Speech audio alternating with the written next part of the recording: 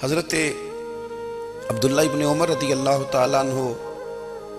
حضرت عمر کے صاحبزادے، مکہ مکرمہ میں ان کی قبر ہے۔ میں نے جب انہیں پڑھا تو مجھے ان سے بڑا پیار ہو گیا، لیکن آپ کو پتہ ہے وہاں جا کے کسی شخص کا مزار تلاش کرنا یا پوچھنا ایک مشکل کام ہوتا ہے۔ تو ایک دفعہ میں مکہ شریف میں حاضر تھا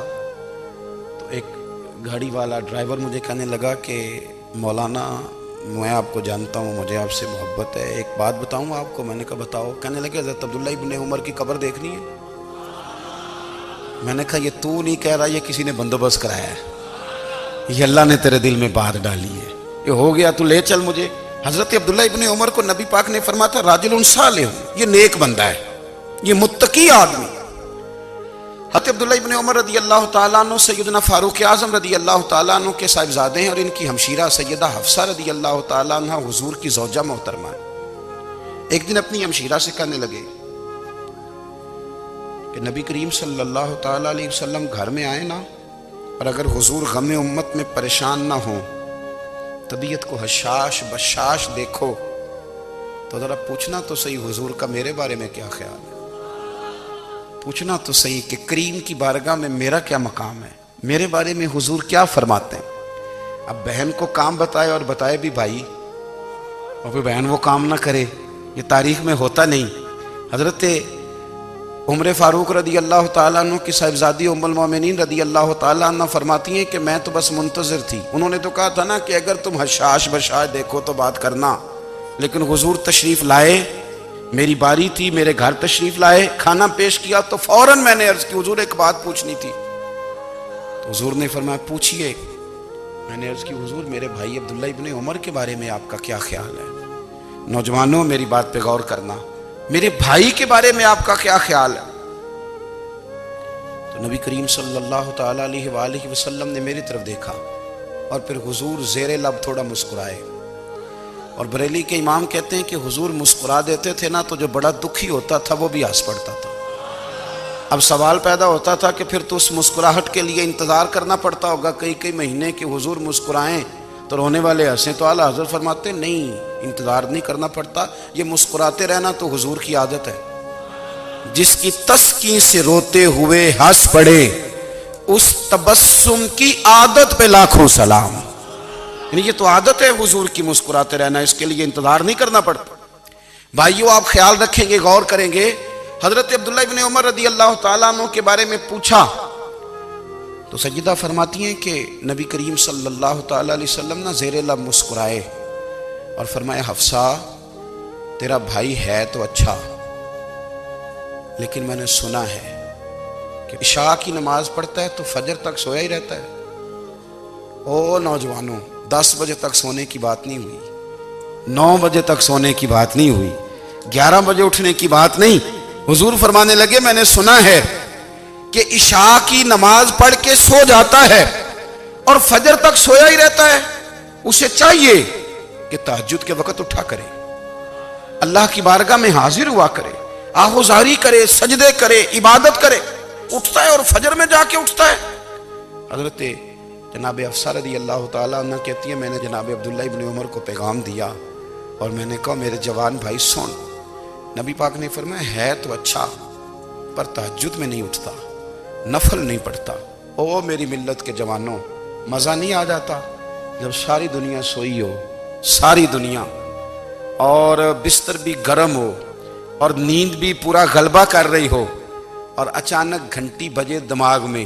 آنکھ کھلے، گھڑی پہ نظر پڑے، 3:30 4 بجے کا پیغام گھڑی بتائے، اور کوئی چڑھتی جوانی والا اٹھ کے وضو کرے، اور جب وہ مصلی کھول کے بچھائے تو مدینے والے محبوب کہتے ہیں کہ ہر نماز پہ رب ثواب دیتا ہے، اور جو اٹھ کے تہجد کی نماز پڑھے اسے دیکھ کے تو رب مسکراتا ہے، جو اس کی شان کے لائق ہے، جو اس کی شان کے لائق، وہ مسکراتا ہے، خوش ہوتا ہے کہ میرا بندہ تہجد میں اٹھ گیا، وہ مسکراتا ہے۔ کاش ہماری صبحیں کبھی اپنے مالک کے نام ہو جائیں، کاش کے صبحیں۔ حضرت ابو الحسن رحمۃ اللہ تعالیٰ علیہ حضرت معاذ ابن جبل رضی اللہ تعالیٰ عنہ کے پاس بیٹھا کرتے تھے، فرماتے ہیں ان سے جو پیار بڑھا تو پھر میرا مصلی سے بھی بڑھ گیا۔ تابعی ہیں، फरमाते हैं सहाबी रसूल से मोहब्बत हुई तो जिक्र से भी हो गई, फिर दुरूद शरीफ से भी हो गई। मोहब्बत उनसे बढ़ी तो फिर अल्लाह ने मस्जिद का प्यार भी बढ़ा दिया। आप फरमाते हैं कि मेरी हर वक्त भी ये चाहती थी कि बस अल्लाह अल्लाह करूं, बस अल्लाह अल्लाह करूं, बस ना मैं जरा थोड़ी जान छुड़ाऊं लोगों से, कुछ 10 मिनट मिले तो मैं कुछ 4 नफल पढ़ लूं, मैं थोड़ा सा ना बचूं लोगों से, और मुझे तस्बीह मिले तो मैं ना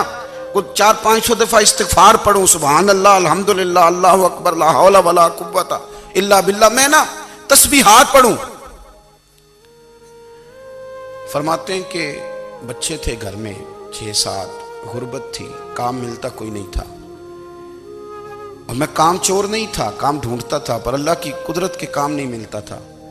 फरमाते हैं कि मैंने एक दिन अपनी अहलिया से कहा कि आज मैं फिर जाता हूँ काम ढूंढने, तो मेरी बीवी बड़ी फर्मा बरदार थी, पर उस दिन ना गुर्बत के हाथों तंग आके कहने लगी, आज नाना कोई तू चीज़ लेके आया, तो मुझसे बच्चों की भूख नहीं देखी जाती है, सब रोगां दा रोग मुहम्मद जिसदा नाम गरीबी, कंड बुला के लंघ जाते नहीं दोस्त यार करीबी, आज ना कुछ लेके आया तो मैं बच्चे लेके मेके चली जाऊंगी। शेख फरमाते हैं कि मैं बड़ा परेशान घर से निकला, पर मैंने सुबह से लेके जोर तक काम ढूंढा, काम मिला कोई नहीं, तो मेरे दिल में ख्याल आया चलो काम नहीं मिलता तो अल्लाह अल्लाह तो करे ना, चलो बंदों की मजदूरी नहीं मिलती तो रब करीम की इबादत ही करते हैं। फरमाते हैं कि मैंने ना फुरात के पानी से वुजू किया, नहर के, शदीद धूप थी, साथ रेत थी और रेत तप रही थी, मैंने अपना रुमाल वहीं मुसल्ला के तौर पर बिछा लिया, और फरमाते हैं कि जोर से लेकर असर तक नमाज पढ़ी, धूप भी पूरे जोर पे, पर मेरे सजदे का ज़ौक़ भी पूरे जोर पे। फरमाते हैं सूरज भी चमक रहा है और रब की इबादत का ज़ौक़ भी पूरे जोर पे, मैं सजदा करूं तो फिर मेरा उठाने को जी ना चाहे। मेरे उस्ताद लिखा करते थे, ये उनका शेर है, वो कहा करते थे, मुझे सोज दे, मुझे साज दे, और मुझे नीम शब का न्याज दे, दमे सजदा खुद को मैं तोड़ दूं, मुझे ऐसा ज़ौक़ नमाज दे, और मैं तेरी बहार का फूल हूं, मैं खिला भी हूं तो तेरे लिए, मुझे मेरी शाख से तोड़ ले, मुझे अपनी जुल्फ का नाज दे। भाई फरमाते हैं कि असर तक मैंने नफल पढ़े, दिल ढलने लगा, असर की नमाज पढ़ी और मैं वहां से चला। अब मैं जब निकलने लगा तो दिल में ख्याल आया कि छोटी छोटी दीवारें हैं घर की, बगैर कुछ लिए जाऊंगा तो बीवी दूर से देखेगी तो शोर करेगी कि फिर खाली हाथ आ गया है।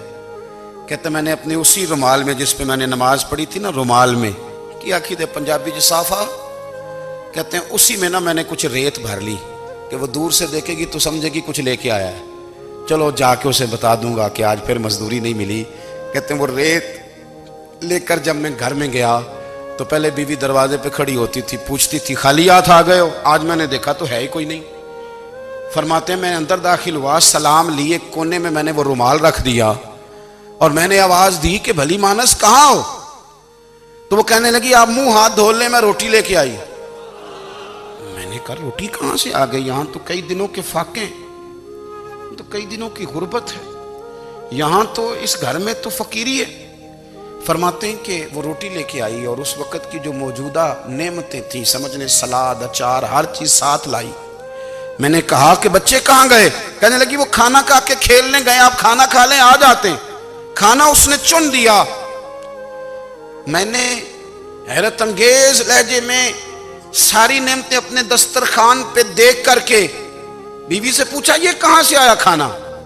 बच्चों को तूने कहां से खाना खिलाया, ये सारा कुछ कैसा है। तो कहने लगी पता नहीं आज आप किस करीम की मजदूरी करने चले गए थे, पता नहीं किस करीम की, मेरे घर में तो इतनी नेमतें आई हैं कि मुझसे संभाली नहीं जा रही, इतना अनाज है, इतना गंदुम है, किस करीम के दरवाजे आज चले गए थे। ये कहते कहते वो उठी और उठ करके कहने लगी पहले बड़ा कुछ आया था, अब क्या ले आए हो। और जा करके ना उसने वो रेत वाला रुमाल खोला, कहने लगे मैं तो लेके आया था रेत, तो मेरे रब ने उसे भी सोने और हीरे बना दिया था।